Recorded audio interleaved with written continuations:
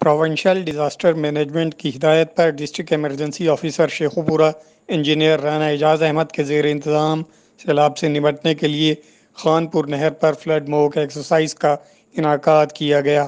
جس کے مہمان خصوصی صوبائی وزیر برائے قدرتی آفات میاں خالد محمود اور additional deputy commissioner revenue Rana Shakeel Ahmed تھے، جنہوں نے سیلاب سے نمٹنے کے لیے فرضی مشقوں کا معائنہ کیا۔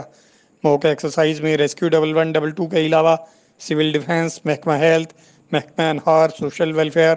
اور دیگر اداروں نے حصہ لیا۔ ریسکیو 1112 کی جانب سے سیلاب زدہ علاقوں میں پھنسے ہوئے افراد کے ہنگامی انخلاء کا عملی مظاہرہ بھی کیا گیا۔ ریسکیو 1112 کی جانب سے ایمرجنسی کنٹرول روم قائم کیا گیا تاکہ ممکنہ سیلاب کی صورت میں لوگوں کی رہنمائی کی جا سکے۔